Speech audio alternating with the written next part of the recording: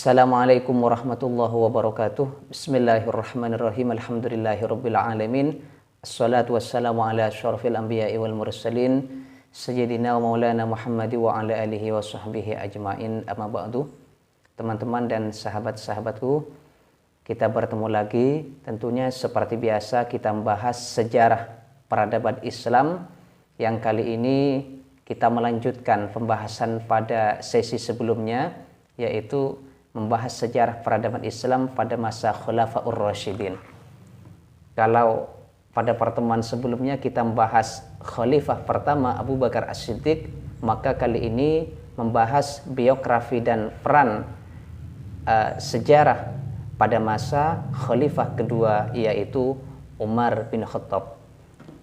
Jadi Umar bin Khattab ini adalah Khalifah kedua yang berkuasa pada tahun 634 sampai tahun 644 Masehi.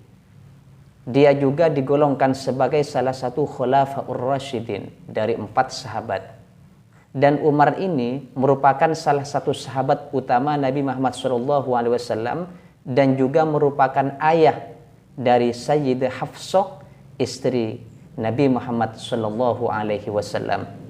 Umar bin Khattab ini juga salah satu dari sahabat yang dijamin masuk surga. Dia mengambil alih kekhalifahan Islam setelah wafatnya Abu Bakar As-Siddiq pada tanggal 23 Agustus 634 Masehi, bertepatan dengan tanggal 22 Jumadil Akhir tahun 13 Hijriah.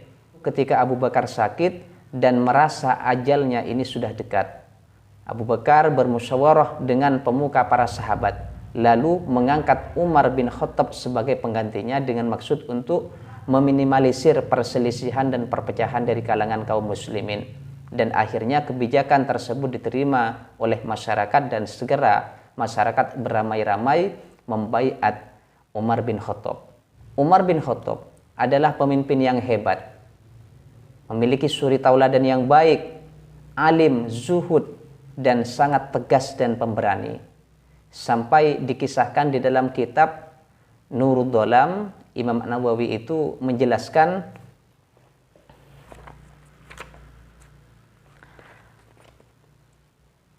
lamma mata Sayyiduna Umar bin al-Khattab wa dufina wa ansarafa al-jama'atu fabaqiya Sayyiduna Aliun karramallahu wajhah. Lamma mata, ketika wafat Sayyiduna Umar bin al-Khattab, Sayyiduna Umar bin al-Khattab wadufinah, dan dikebumikan atau dikuburkan, wansorofal jama'atuh, maka para jemaah yang mengantar tadi itu pulang. Fabaqiya Sayyiduna Aliun karramallahu wajhah, maka Ali menanti di kuburan, tidak pulang bersama mereka. Wa radiya anhu yataraqqabu fil qabri, Sayyidina Ali menanti di kuburnya Sayyidina Umar, liyastami'ah kalamah Sayyidina Umaru ma'ahadainil malakaini, untuk mengetahui percakapan perbincangan antara Sayyidina Umar dengan malaikat Munkar Nakir. Ini Sayyidina Ali ingin tahu apakah berani Sayyidina Umar ini kepada malaikat Munkar Nakir. Kalau di dunia, kata Sayyidina Ali, ini tegas, semua orang pada takut, tapi berani enggak kepada malaikat Munkar Nakir ini? Oleh Allah diizini pengawasannya atau penglihatannya Sayyidina Ali itu bisa melihat di suasana kuburan itu. Fasami'ahu yaqulu ayyuhal malakani, maka mendengar Sayyidina Ali ini. Jadi Sayyidina Ali ini diberi pendengaran oleh Allah untuk bisa mendengar percakapan antara Sayyidina Umar dengan kedua malaikat. Fasami'ahu yaqulu ayyuhal malakani, Sayyidina Ali mendengar, yaqulu, berkata Umar, ayyuhal malakan, wahai kedua malaikat, kata Sayyidina Umar, ana wa'adtukuma wa usikuma alla ta'tiya al-mu'mina ba'da hadzal waqti bi suratikuma hadhihi. Kata Sayyidina Umar, ana wa'adtukuma, saya mengambil janji kepadamu, ayo kamu berjanji kepada saya, kata Sayyidina Umar. Wa usikum wa usikuma, dan saya merekomendasikan, kalau bahasa sekarang itu, saya merekomendasikan kepada kamu, kepada kalian berdua, ya, kata Sayyidina Umar, alla ta'tiya al-mu'mini, alla ta'tiya al-mu'minah, supaya engkau itu tidak mendatangi orang mukmin. Min ba'da hadzal waqti, setelah ini, kejadian ini, bisuratikuма hadhihi, dengan rupa kamu yang sangat menakutkan itu. Jangan kamu mendatangi seorang mukmin dalam keadaan seperti ini, rupamu yang sangat menyeramkan. Ayo kamu berjanji kepada saya, kata Sayyidina Umar.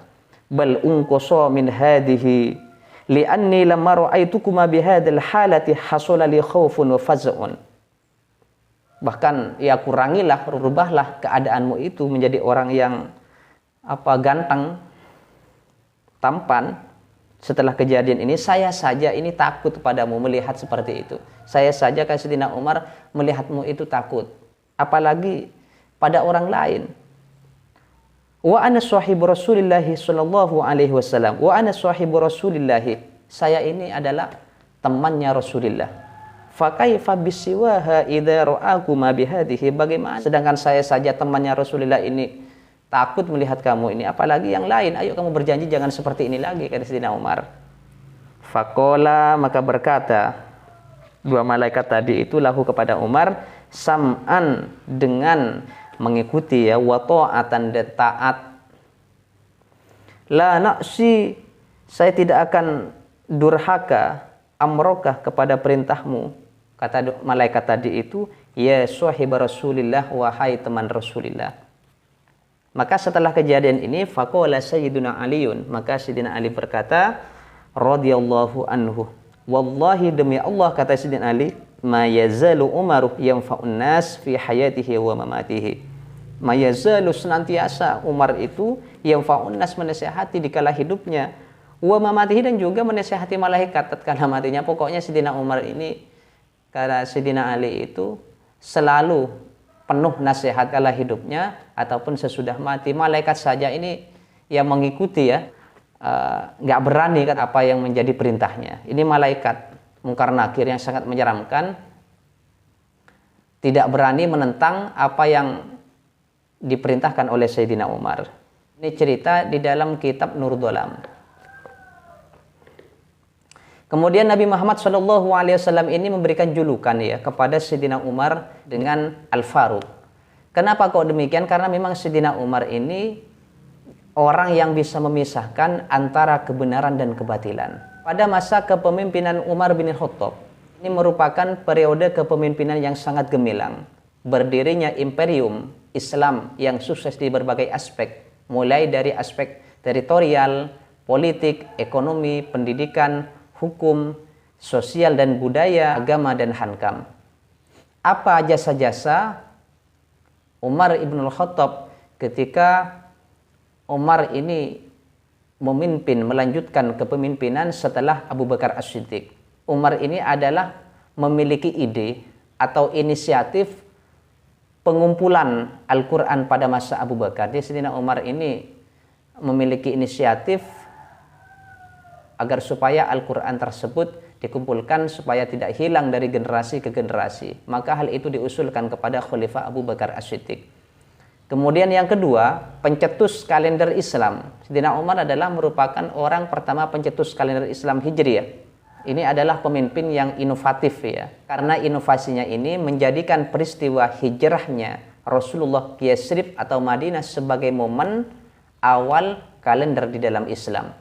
Yang ketiga adalah orang pertama di dalam Islam yang mengumpulkan orang-orang untuk sholat tarawih berjemaah setelah sebelumnya dilakukan sholat tarawih tersebut dengan individual atau secara individual sendiri-sendiri. Dan Umar ini mengirim surat kepada para gubernur agar melaksanakan sholat tarawih secara berjemaah. Kemudian yang keempat, mendirikan lembaga-lembaga kajian Al-Quran. Selama 10 tahun menjadi khalifah atau menjadi kepala negara, agenda Umar difokuskan kepada salah satu di antaranya adalah menjadikan Madinah sebagai pusat kajian Al-Quran dan fikih. Sekitar ada 130 pakar fikih dari kalangan sahabat yang aktif memberikan fatwa. 7 di antaranya yang paling populer, yang paling sering memberikan fatwa. Yang pertama adalah Umar bin Khattab, yaitu Umar sendiri. yang kedua Ali bin Abi Thalib, yang ketiga Abdullah bin Mas'ud, yang keempat Sayyidah Aisyah istri Rasulullah, yang ketiga Zaid bin Sabit, yang keenam Abdullah bin Abbas, dan yang ketujuh Abdullah bin Umar. Dan masih banyak lagi, sekitar ada 130 pakar fikih saat itu.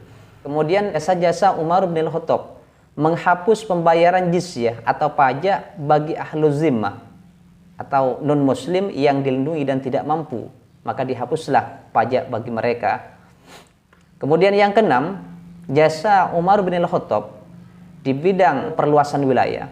Ekspansi wilayah di luar Arabia dilancarkan ke ibu kota Syria, Damaskus, dan dapat dikuasai pada tahun 635 Masehi. Dan setelah setahun kemudian, setelah tentara Bizantium kalah di pertempuran Yarmuk, maka seluruh daerah Syria jatuh di bawah kekuasaan Islam. Kemudian ekspansi itu diteruskan ke Mesir di bawah pimpinan Amr bin As, dan juga ke Irak di bawah pimpinan Sa'ad bin Abi Waqqas. Maka Iskandaria, ibu kota Mesir, dikuasai tahun 641 Masehi. Mesir jatuh di bawah kekuasaan Islam. Al-Qadisiyah, sebuah kota dekat Hirah di Irak, dikuasai tahun 637 Masehi. Maka dari sanalah ekspansi dilanjutkan menuju Persia. Pada tahun 641 Masehi, Mosul dapat dikuasai, sehingga pada kepemimpinan Umar bin Al-Khattab ini wilayah kekuasaan Islam meliputi Jazirah Arabia, Palestina, Syria, sebagian besar wilayah Persia dan Mesir. Karena perluasan wilayah begitu cepat, segera Khalifah Umar bin Al-Khattab mengatur administrasi negara dengan mencontoh administrasi yang sudah berkembang terutama di Persia. Administrasi pemerintahan diatur menjadi 8 provinsi saat itu: Mekah, Madinah, Jazirah, Basra, Kufah, Palestina, dan Mesir. Kemudian Sayyidina Umar membentuk departemen yang mengurusi pembayaran gaji dan pajak tanah, mendirikan pengadilan dalam rangka memisahkan lembaga yudikatif dan eksekutif saat itu, membentuk jawatan kepolisian dalam menjaga ketertiban dan keamanan, membentuk jawatan pekerjaan umum, dan juga mendirikan Baitul Mal dan menempa uang. Pemerintah Umar bin Khattab ini berlangsung kurang lebih 10 tahun dan masa jabatannya berakhir dengan kematian. Dibunuh oleh seorang budak dari Persia bernama Abu Lu'lu'ah. Itulah biografi singkat perjuangan dan keberhasilan Khalifah kedua Umar ibn Khattab dalam menyebarkan dakwah Islam. Assalamualaikum warahmatullahi wabarakatuh.